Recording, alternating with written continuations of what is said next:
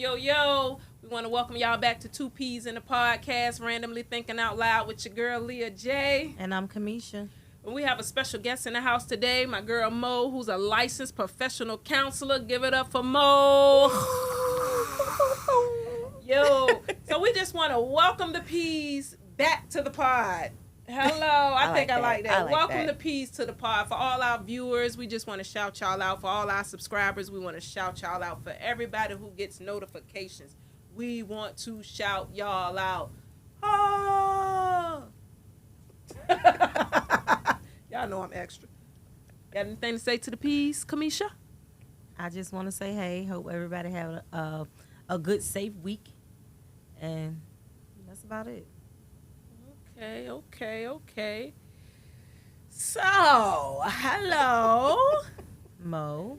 Yeah, we got Mo in the house. This is a good thing. We got our first guest, y'all. Like our first actual guest. Very first guest on the show. So honored, humbled. Yes. Thank you, ladies. I appreciate it. Yes. Yeah. So typically, we just get up here and we chit chat and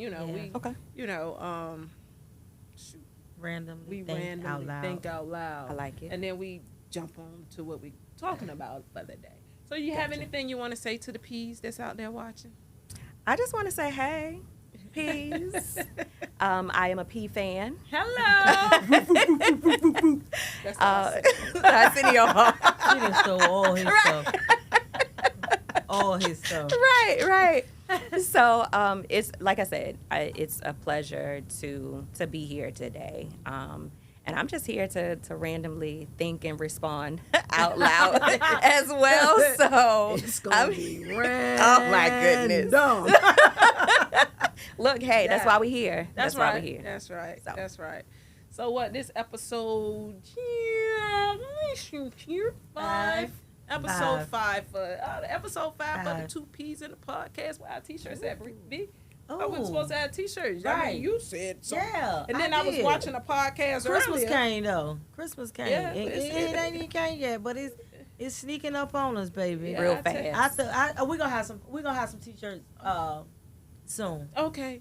Yeah, because I don't like giving dates and saying stuff that don't happen. No, you ain't never gave a date though. You ain't never gave a date, so I can't. I'm not gonna give a date. I can't hold you accountable to that.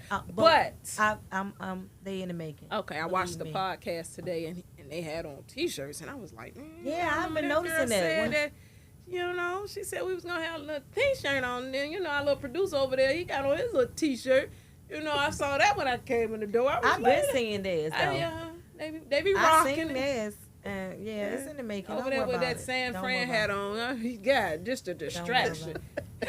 just to all everything the San off. Fran fans, he's distracting me right now. But yeah, so how was your week? It's going great. Long, working a lot of hours. I'm blessed. I can't complain. So, Hallelujah. Right. Hallelujah. It's been going great. That's good. And what about yours? Yeah. Oh, What for but, y'all? okay. You go first. It's Wednesday, so that's like the middle of the week. Right. Hump with it. Yes. Hump with it. Okay. You can't help but I ain't humping though, but hump with it. We're getting over the hump. Over the hump. Right. And kind of like just kind of going into the weekend like full fledged. Like it's been a week. It's been a month, and I'll be so glad like when we wrapping it up.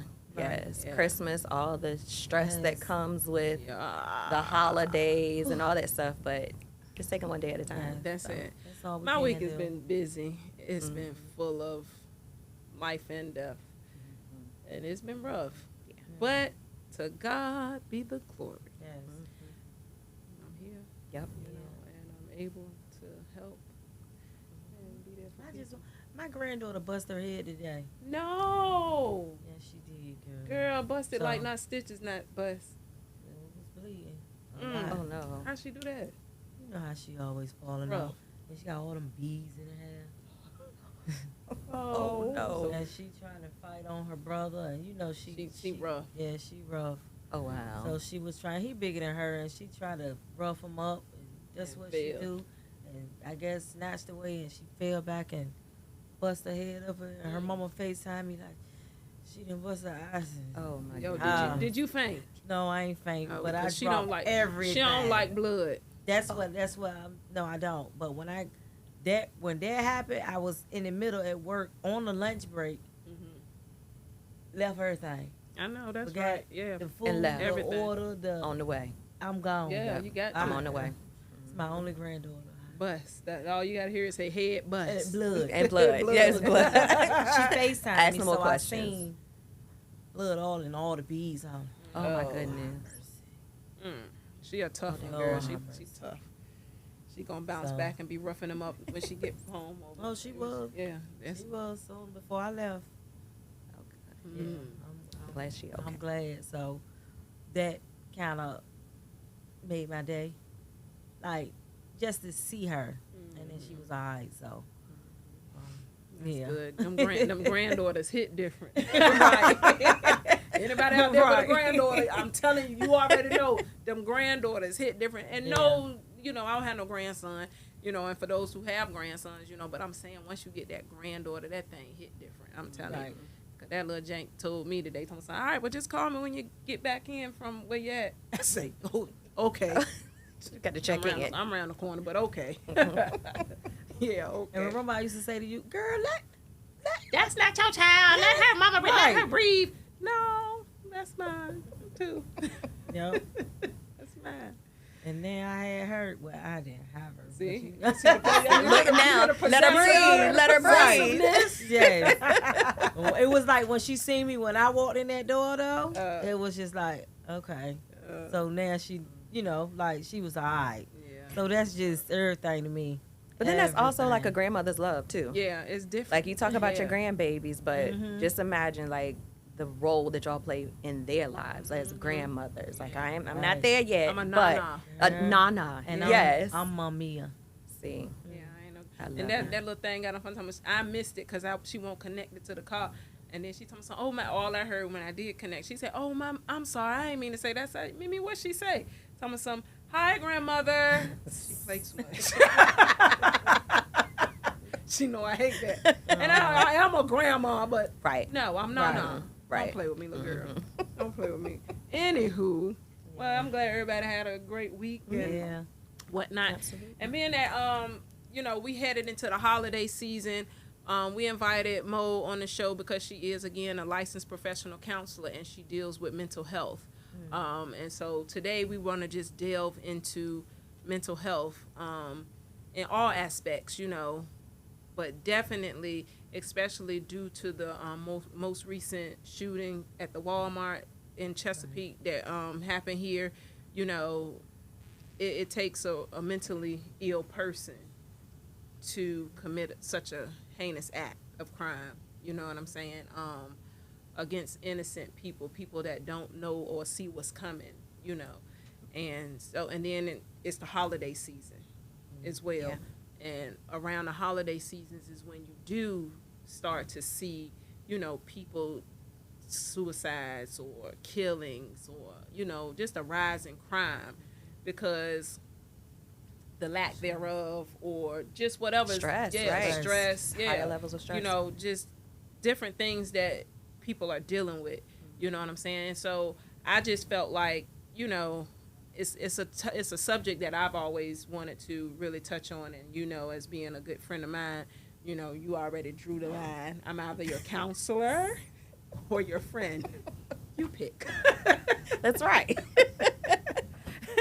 So gotta set those boundaries. Yeah, there's nothing wrong with that. You know what I'm saying? So I ultimately chose the friendship because we have a blast.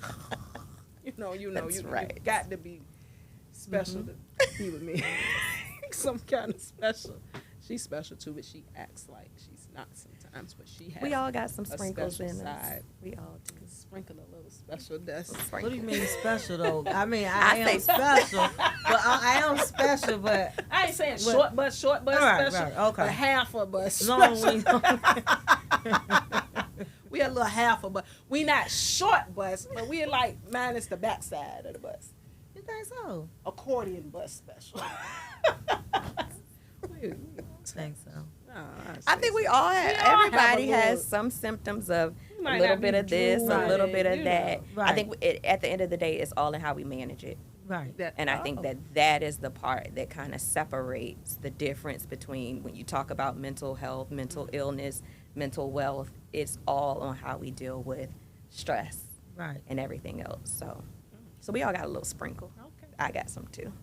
We all do. Well, we just manage. We just manage it. How we manage it. Okay, How we manage it. manageably special. I need y'all to know that we're manageably special. Awesome. Okay. I manage it very well. Then I really do. So, well, while we speaking on managing it, is there a difference between masking and managing? Is there a difference between masking and managing? Yeah. Absolutely. I think when you talk about masking, like you go to a costume party, you mask because you don't want anyone to see like who you are, or you're hiding something. Managing means, okay, I'm aware, I know what's happening, I know what's going on, I'm using my tools, and because I have the tools, I'm being able to make a step forward. So yes, there is a huge difference between masking and managing. And some people do a really, really good job with masking. Because they don't want to be exposed for whatever the reason is, whether it's mental health, whether it's substance use, whether it's trauma. They don't want that part of them to be seen. So I think that's why you have individuals that mask. So as a licensed professional counselor, can I shorten that? LPC. LPC, okay.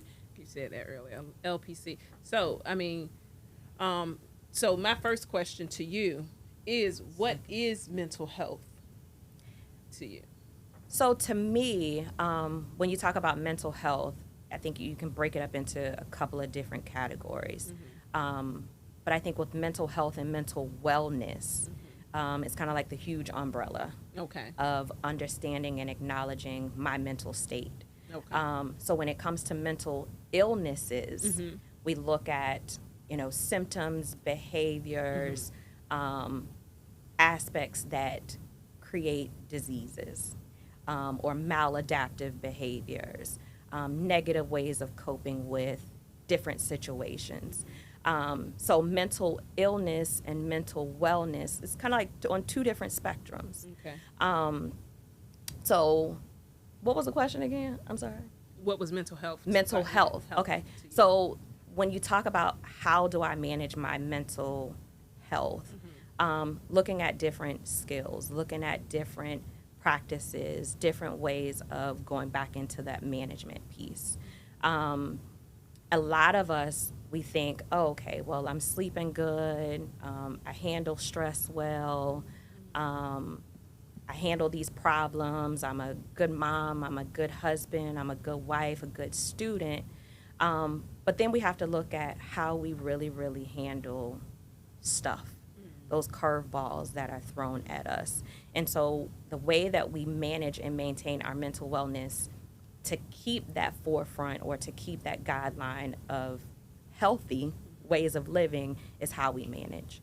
And so, and like I said, going back to the mental illnesses, we have those categories and those criteria that leads to having to go on medication, having to, have a therapist who gives us a diagnosis based off of those symptoms, those behaviors that are problematic.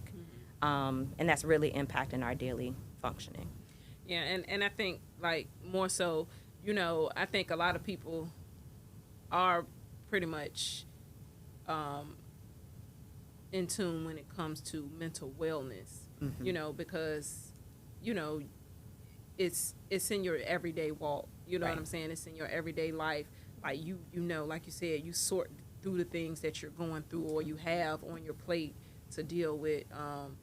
But today, I think I want to focus on the mental illness part of it, because I see that that's where the greater need is in this generation. And when I say generation, I don't mean like Gen X or Gen Z or a certain age group of people. I'm saying in the generation today, as all of us being here,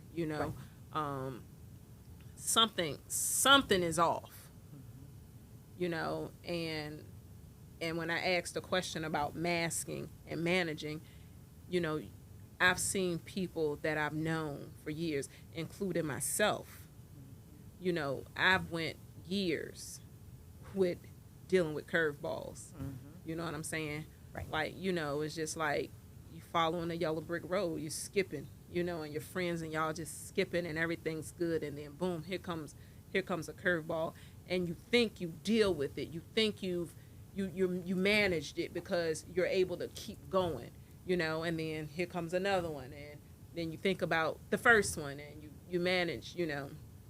And I don't, you know, like I always tell all the P's, you know, I don't mind being transparent, and I don't mind sharing my personal life, you know, but it's those points when people break and they don't understand why I broke, you know, and that's something that I feel like needs to be dealt with.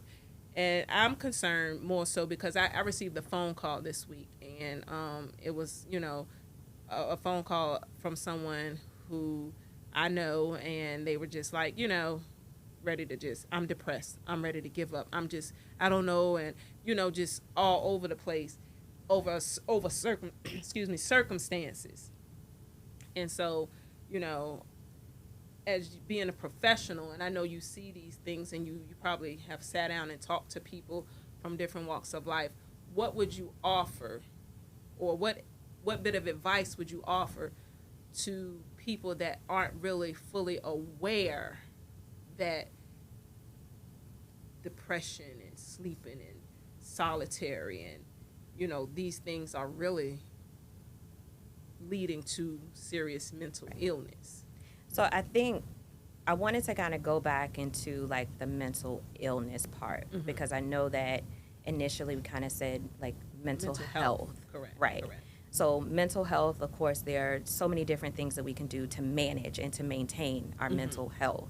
But when we talk about mental illnesses, I think that's what leads to the reasoning why we received that phone call, because we missed the mark, where we miss those signs, we miss those symptoms, because we try to manage and we try to deal with it on our own. You know, within our community, we look at, okay, well, my mom experienced stuff like this, but worse, she's all right. My grandmother experienced this, she's all right. She a little off sometimes, you know, but when we look at generations and what they experience, from my standpoint, even looking at my family, it's like, okay, I'm in this field, and the more and more I learned, the more and more I saw, yo, my family was effed up. Right. My family dealt with a lot of traumatic experiences, so this is why they responded to stuff the way that they did, whether it was in a positive light or whether it was in a negative light. Now, had they gone to therapy or had someone to say, you know what, you was staying in that room a little bit too long, Right. or you isolated just a little, 1 week too long, and this is what needs to happen.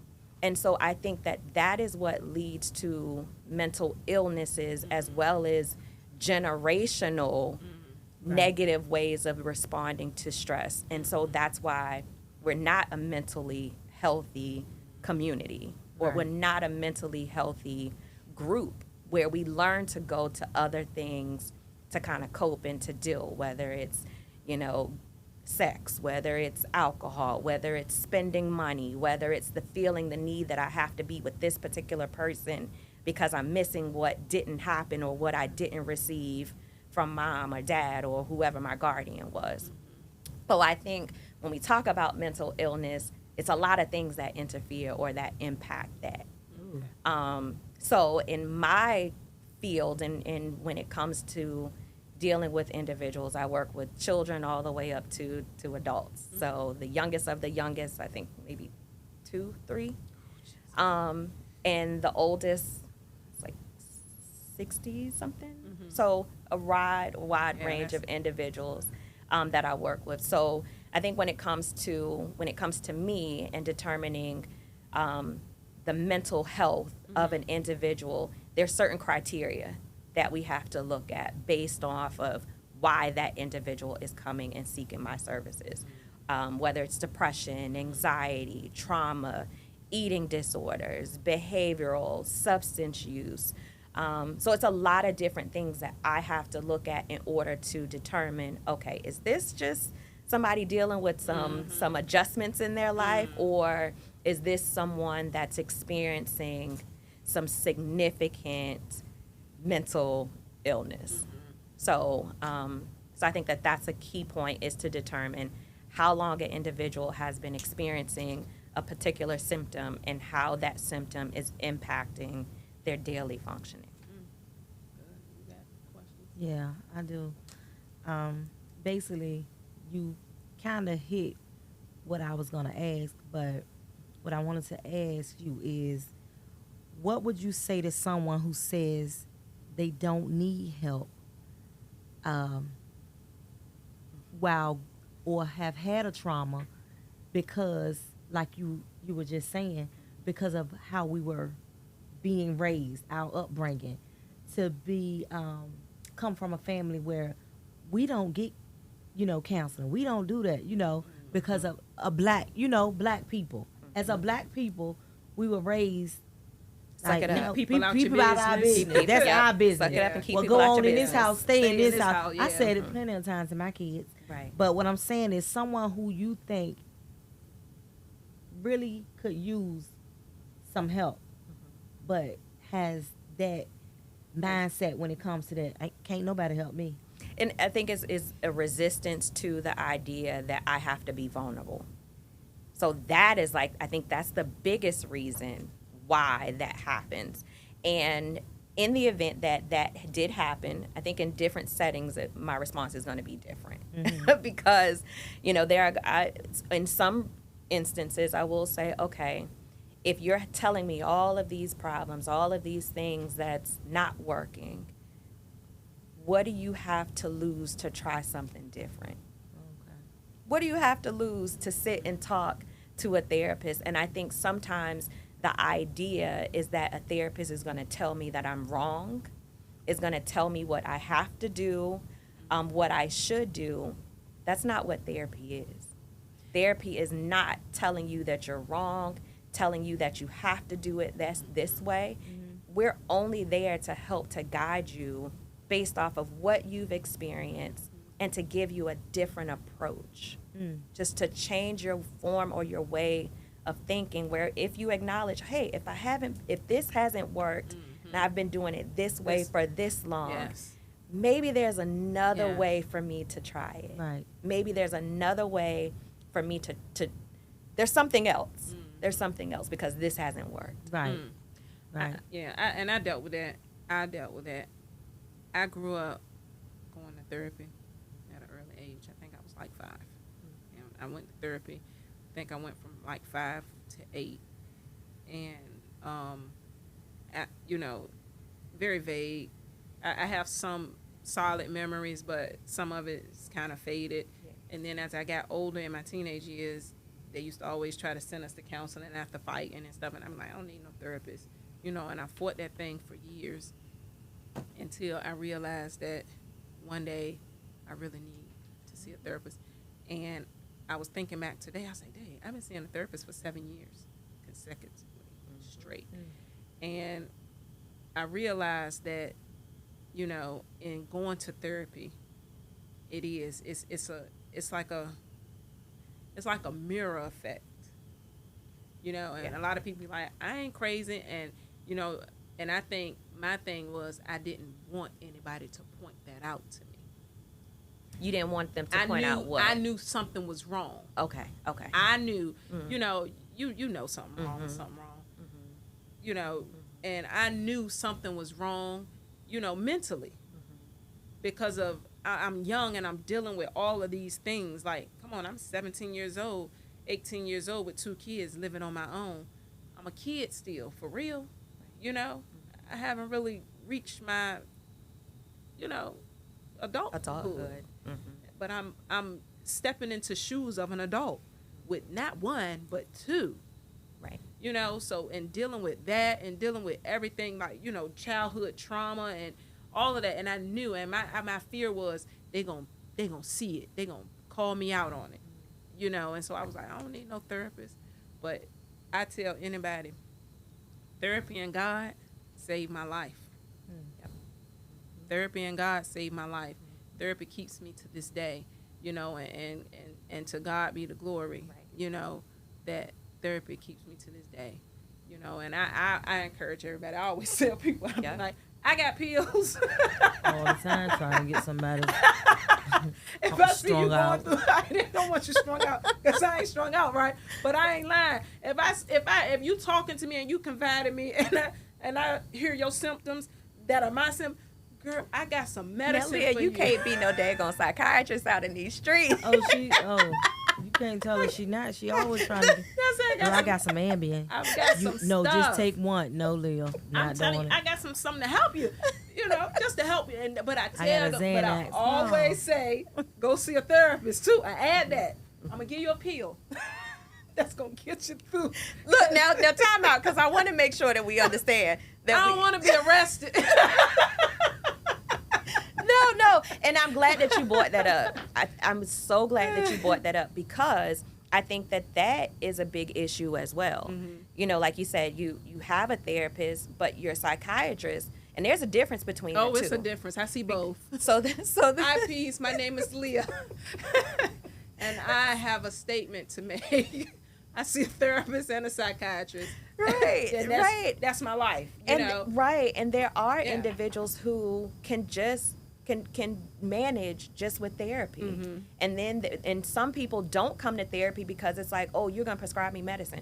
Well, first and foremost, I can't prescribe medicine. A therapist cannot prescribe medicine. The psychiatrist, which is an MD, is the individual that prescribes medicine.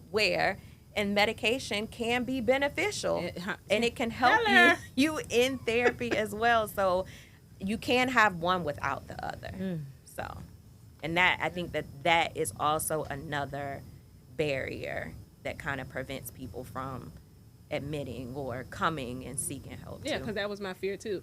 And when I first started seeing a therapist 7 years ago, I sat down and I poured out. But you know, at the end of the conversation, she said, I think you might need to speak to someone higher because you might benefit from medicine. Yeah. I said, that's why I didn't want to come. Mm-hmm. I don't want medicine. I don't need medicine. I'm all right. I'm good. And my mama died. And 5 days later, I wasn't good because I was dying. Mm-hmm. She said, she on the phone telling me, you better make it out of that hospital. I say, I don't think I'm going to make it. Mm-hmm. Everything. I didn't know what was happening to my body. You know, I had a panic attack, and I have been big on this, right? I confess. I have confessions. I always have a confession every time.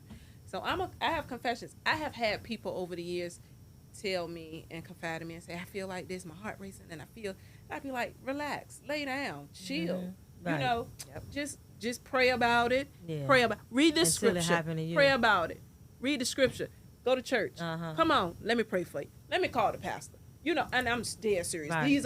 This is my suggestion. Chill. You got this. You strong. You can do it. Mm-hmm. Tighten up. This me, 30-something years. And 5 days after my mom passed, I'm got company. I done called the ambulance, but I'm still holding the conversation. These people don't know the ambulance coming. And I'm still holding the conversation. Kids in the room, everybody chilling. And we still talking. And then I heard the sirens. I say, I called 911. Right? Because something's happening. Something's happening. I say, I don't know what's happening to me right now, but I'm talking about it felt like, and what and this is how I describe it to you all the time, it felt like my soul was trying to depart from my body. Mm-hmm. Oh my God. If you ain't never had a panic attack before, it feels like you're dying. You're at death's door. But if you have never, that opened my eyes to a whole different way of thinking, to a whole different way of receiving people and giving people advice. Because, honey, and I've been in the healthcare field for a little bit, about 20 years now.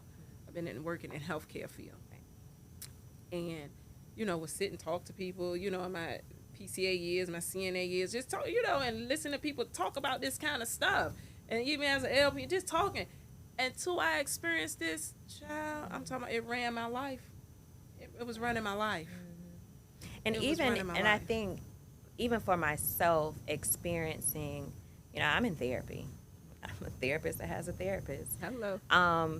And it didn't really hit home for me until my mom passed. Like, I walked away from a job. Those same thing, like driving, like what in the world is this happening? And I'm in the mental health field, and I know what panic attacks. I can help, I can do all of the stuff. I can guide, I can do everything that needs to be done. But until it happened to me, that trauma to my body, to my mind, like it gave a different perspective, even for me, and even in the way that I practice, because of my personal experiences and learning how, when we talk about grief and like how grief and trauma impacts not only the mind, but the physical body too.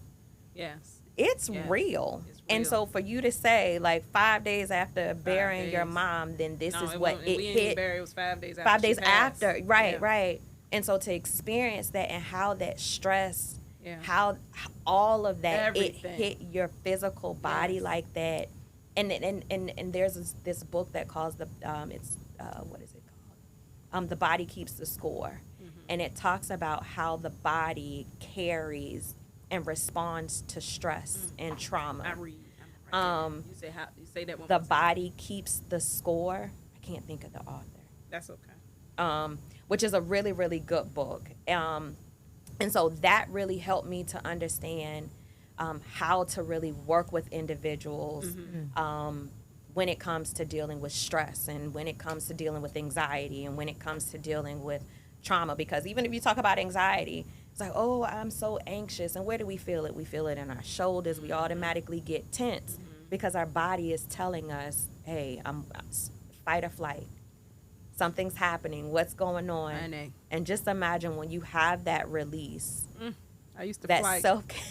Yeah, you always had a flight gone. Yes. I leave you real quick. Throw clothes on. Right. I'm getting kidnapped. She's and it's running. It's all in our bodies. It's real. It's real. So I mean, I have a whole bunch of. That was my next question for you, though, but you already answered it. Actually, I had wrote it down. How do you deal with all the pressure or all of what everyone else? Yeah, their stress. Their stresses that they bring to you. How do you deal with that? Or if you carry that with you. That was my next question, but you kind of answered it. I mean, I'm a therapist that has a therapist. Right. Like that's first. I realized that I could not save the world. And that's why even with my friends, I'm like, you want to be my friend or you want me to be your therapist? Because we either going to bill your insurance, you going to self-pay. I can't do both. One or the other. Right. And so I really have to set boundaries for myself when it comes to my social life. But professionally, when I'm with a client for that 45 to 55 minutes, I'm 100% there.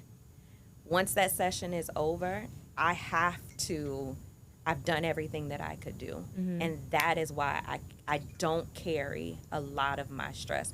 Now, that wasn't always the case. Right. That wasn't always the case, but I had to get to that point to where if I'm 100% there, once that session is over, that's all. I've done everything that I could do.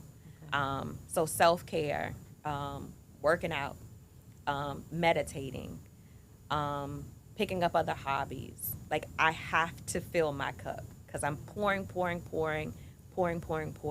And so those are the ways that I fill my cup. Okay. I got you. So, so let's see.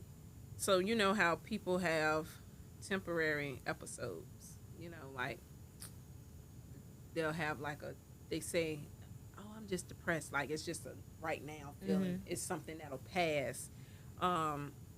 or one day they just wake up and they have a mental breakdown and then they feel like they dealt with it. I'm trying to see how I wrote it. Is that like would you say that's the beginning? Would you say that is like the beginning of a mental illness, or is Not that necessarily? Just like, it could be temporary. Yeah, I would say, I mean, we all have days, Right. where it's like, all right, today ain't a good day, Mm-hmm. you know. But the frequency, how often does that happen? Mm-hmm. If you tell me, oh, just, you know, maybe once every couple of months, or it doesn't happen often. Right. Okay, cool. So let's figure out when it does happen, how long does it last? But if you tell me like I ain't get out the bed for 5 days a day, and then all of a sudden I get like this burst of energy, and I'm going out here and I'm making decisions, I'm doing this and I'm doing ooh, red flag. Red flag. Red flag. Red, Really? super Yeah. red. Yes, super red flag. I learned that in therapy. Super red flag. I've been through a lot of stuff. I do that. I get up, I'll lay, and I'll be in motion. I'll get up. You never laid in the bed for 5 days straight, though. No, never lay in the bed for 5 days, but I'll have my days where I lay and I'm just like down.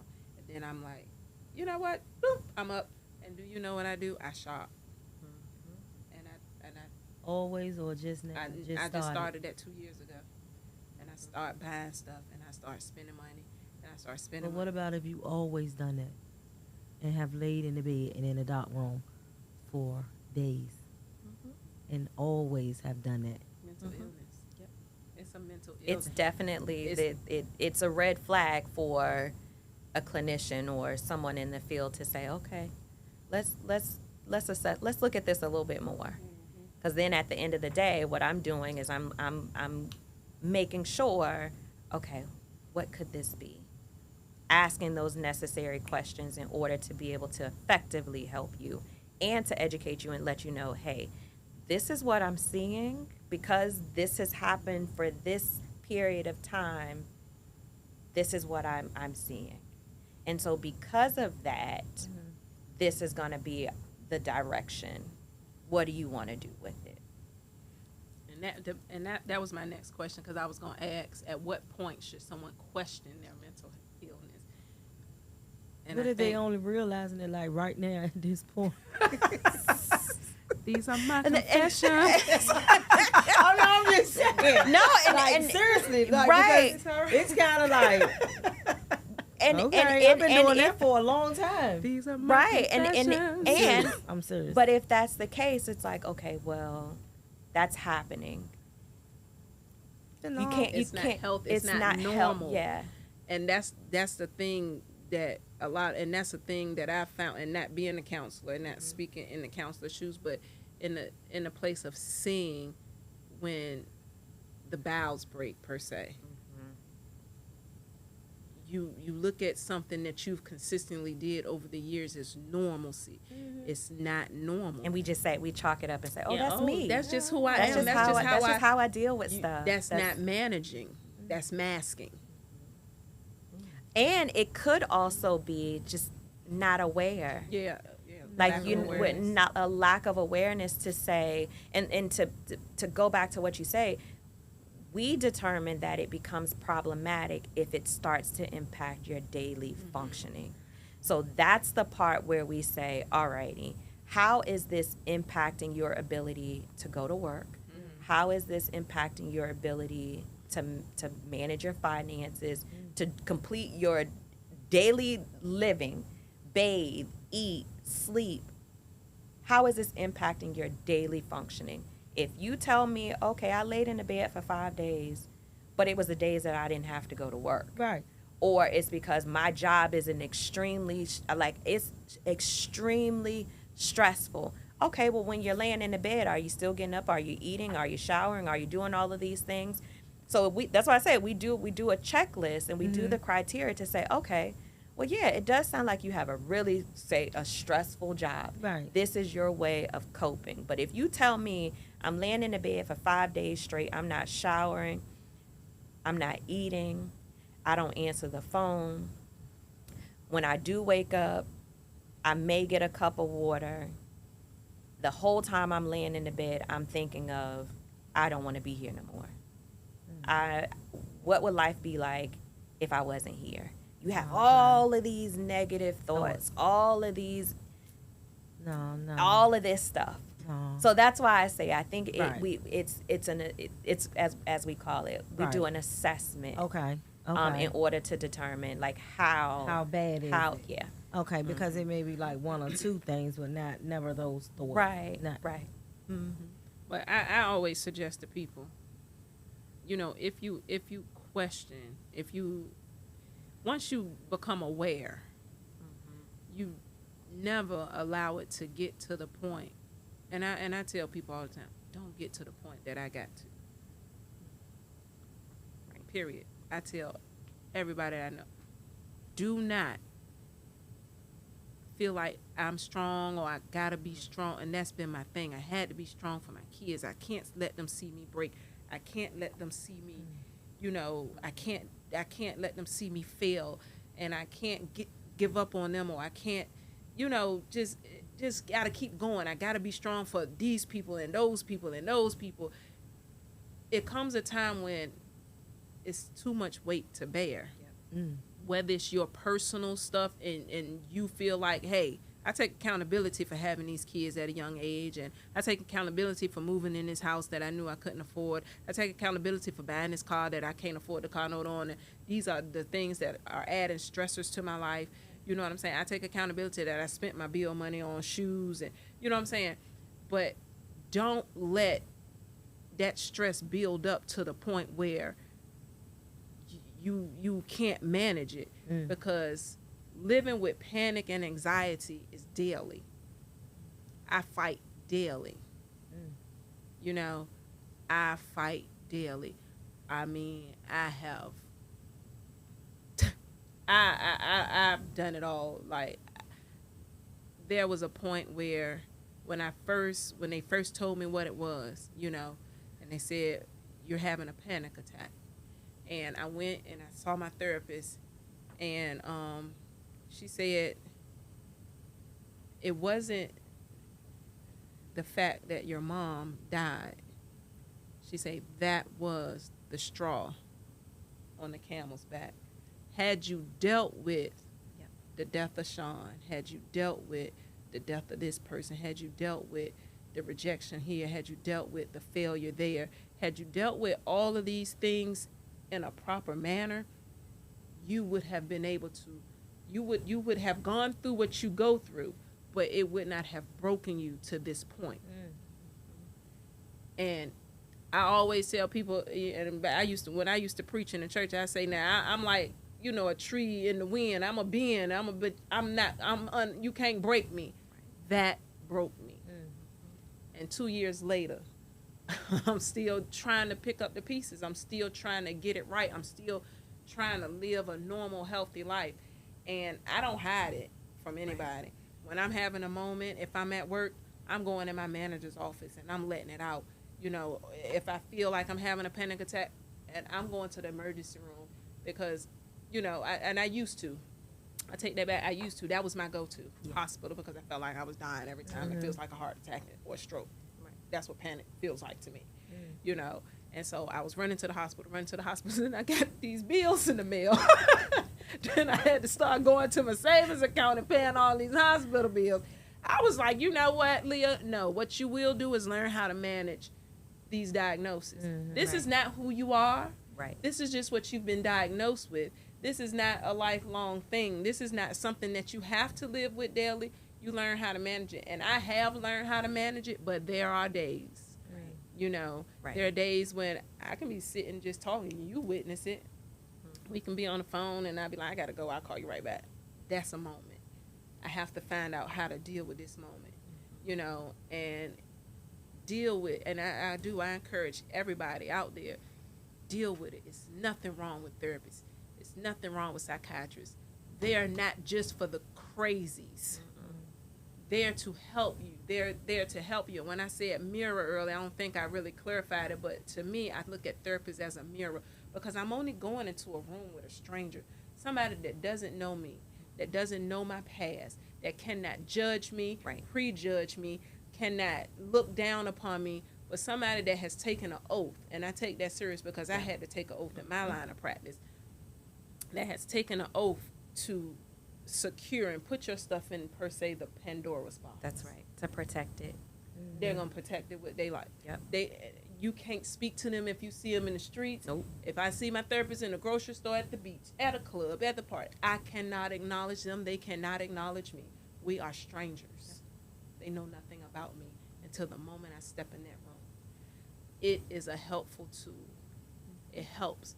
So when I say mirror, it's just you talking out loud about your issues, about your problems, about what you're going through.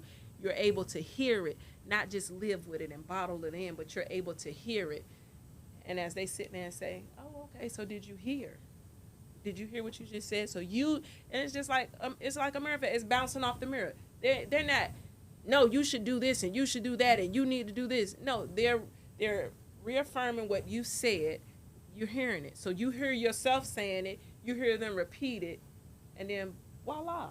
Because a lot of times, I mean, and there's so many different interventions, so many different things. I got all of them. That was a good one. I like the mirror part. But there's so many different interventions that's used in therapy where there's not just talk therapy. Yeah. Oh, like, you know, I have clients that have come in and we may not even say a word. May not even say not one word other than hello and then see you later. That's therapy. Because it's a safe space for that individual. It could come in and cry. They could come scream, not say a word, draw, listen to music. Yes, that's my with therapy. No judgment. No judgment whatsoever. And so therapy is a safe place, a safe space for you to come in and to be vulnerable. And that was a hard thing for me, was to be vulnerable, to let somebody know what I was feeling, what I was dealing with, because I couldn't tell them why. Like, why am I feeling this way? I knew that something wasn't right. Something wasn't right. And so, like we say, we mask it with this hard demeanor, with this, this black girl power. Like, I have to be strong. Like, like I have to do all of this. But at the end of the day, all I was doing was pouring from an empty cup. Yeah. So as I'm pouring from an empty cup, you're not getting anything. What is happening? And at the end of the day, I'm the one that's suffering. And it takes a choice. It takes a choice for someone to say, hey, this is what I'm dealing with. I need help. And so when you come to therapy, you don't come to therapy because something's wrong. We just want to find a better way to deal with what I'm dealing with. That's why I say you don't want to wait. Yeah. I just want to come because I want to find another way to deal with what I'm dealing with. Asking so that people can know, like, what different ways, to some of these answers, get some of these questions answered. Because I've run across a lot of people who would tell you certain stuff, and you're like, dang, you deal with all that. Like, maybe you should talk to somebody. I'm not talking to nobody. I don't even know, can they do this? Can they do that? And it's like, it's all about what can, right. Yep. What are they going to do to help me? What are they going to, and I just didn't know what to say. It's like, I don't know. And I think the biggest thing is to understand, where can you go to just get it out? Nobody's going to judge you. Nobody's going to tell you you're wrong. Somebody's going to validate your feelings. Somebody's going to help you if you ask for the help. Because eventually, once they get it out, it's like, yeah. It's a relief. Right. It's just like the NA and AA. Keep coming back. Yes. Like, definitely. keep coming back. Yes. And so, and the more and more they build that level of trust, then that's when it's gonna be reciprocated. Where it's like, okay, I'm telling you all this stuff, and then they're gonna receive what it is, the guidance and the support. Because I'm not gonna tell you that you're wrong, but what I am gonna say, all right, so you're telling me that because this happened, this is how it has impacted your perception. So because you perceive the world as nobody cares about you, everybody's against me, everybody hates me. Let's look at that. Give me one experience where somebody has done something for you. They're going to give me an experience where somebody has done something for them, didn't expect anything in return. But I thought you said nobody cares about you. Everybody hates you. Then this, oh, I ain't think about it like that. Oh, okay. All right. All we're doing, all you're doing is changing the perspective. And that's basically because of the trauma that they've experienced or the past negative relationships. We all do it. I got cheated on, all men, blah, blah, blah, all women. They're not all like that. Yeah. Right. Yeah. It's not all like that. Yeah. But I just want to say this last thing. But, you know, I got on my Get Well Soon sweatshirt. Y'all can see it. Can y'all see it? You can see it. Get Well Soon. When I first was diagnosed with panic attack, I started. Virginia Thornton, she had opened up Get Well Soon. And I started going because it was something about the name. And it's like when you go for yoga, meditation. I mean, she's expanded since the beginning and opening, but it was just I wanted a quiet place. I wanted to try something new. And that meditation, and I used to go on a regular. Yeah. I was a regular because I found that quietness and that peace. And so I found a tidbit of way to start to cope with what I was going through. So shout out to my girl Virginia with Get Well Soon. Wanted to shout that out. But as we get ready to close this episode out, I wanted you, if you would like to give the P's out there your information, in case somebody says, hey, you know, I do need a therapist. I mean, I watched this episode and I think I do need to sit down and talk to somebody. I do need to, you know, have a different perspective on the way I deal with things and the way I view things. I don't want to get to, you know, Leah J's position and point, you know, Right. You know what I'm saying? But for anybody, you know, would you like to give your information? Sure. Okay. If anyone is interested in psychotherapy, you can reach me at mjones, that's MJONES, at blue, BLUEHEALS. That's MJONES at BLUEHEALS.com. All right. And again, for anybody who missed that, please, that's mjones at blueheals.com. MJON as in Nancy, E S as in Sam, at blue, BLUEH as in Harry, EAL as in Larry, S as in Sam.com. If you want to reach out to her and you feel like you need some therapy. And first and foremost, I want to just thank you for coming on this platform and, you know, just giving some of your expertise. And, you know, I feel like, you know, I used to want to help and heal the world, you know, but we can one day at a time, one step at a time, one footprint at a time. You know, we reach out and start to open up and don't mind being transparent because, you know, we always talk about the word of God here. Your testimony can free somebody else. You know, what you're going through. If you hide it, how can somebody else feel like it's overcomable? Right. Is that a word? I don't know, but it came out of Leah's thesaurus. Overcomable. Can you overcome this? It's not a word, but it's okay.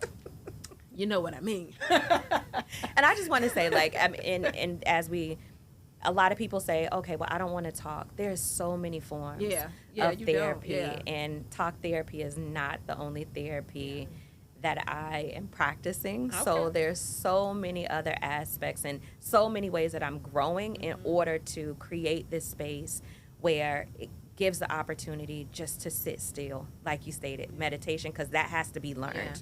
To learn how to meditate. But then there's music, there's body work, there's, you know, Reiki, there's so many different modes out there, but just talk therapy can kind of lead to those other areas. So, yeah.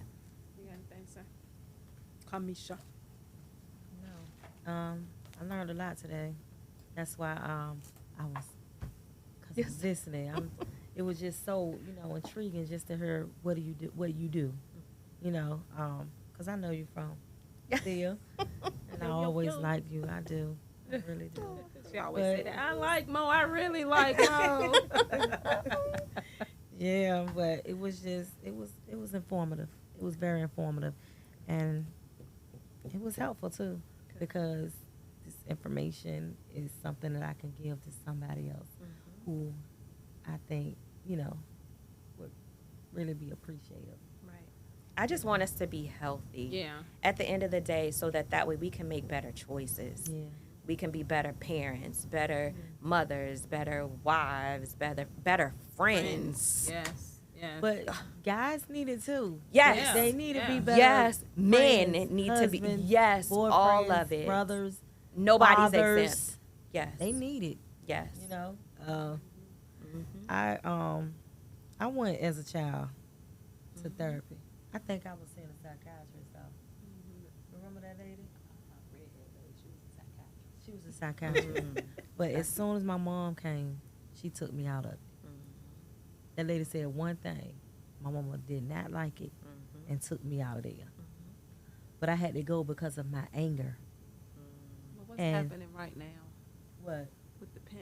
It just, I had to go because of my anger. But I still use those techniques that she taught me today. I still use them. And then shop for a therapist the same way you shop for your underwear. That's right. Because just one therapist is not always going to be right. a good fit. And I think that people are afraid of that too. Like, you have the choice. Mine left, and I thought I like to have a whole nother nervous breakdown. I was like, find her. Where is she? What do you mean she left? What do you mean? I just missed like 3 therapy sessions. What do you mean she left? But yeah, shop around. I mean, hey, I promote it. I push it. I believe in it. And again, as we close out, on a serious note, mental health in all aspects is something that we must deal with. We must learn coping mechanisms for. And if you don't, reach out to somebody, reach out to a therapist, somebody. And also look out for signs of it from, with your family members. Because like I just said, we weren't always raised in our households. We were told that's our business, you know. So, but if you feel like somebody is, you see certain things like Mo said, red flags in the room for a long time, and they just to themselves, something may be going on, Intervene, right? And that's a part of healing and helping, and building a generation of people who are more able to cope, and we can start seeing less violence in the community and less, suicides and less like addictive behaviors in the community. So in closing, I just want to thank everybody for tuning in to this episode of 2 P's in a Podcast, Randomly Thinking Out Loud. Check your mental health, man. It can be wealth. It can definitely lead you on a right, successful path. But if you don't take care of it, it can definitely take you on another path. Again, we want to thank you, Mo, for gracing us with your knowledge and expertise on this platform. And as always, 2 P's in the Podcast. My Leah J. Kamisha. Catch us on YouTube. Catch us on Apple Podcasts. Catch us on any podcast platform. We're ready. So we thank y'all for coming out. We thank y'all for checking us out. We thank y'all for watching, and thank y'all for allowing us into y'all home. Peace. We out.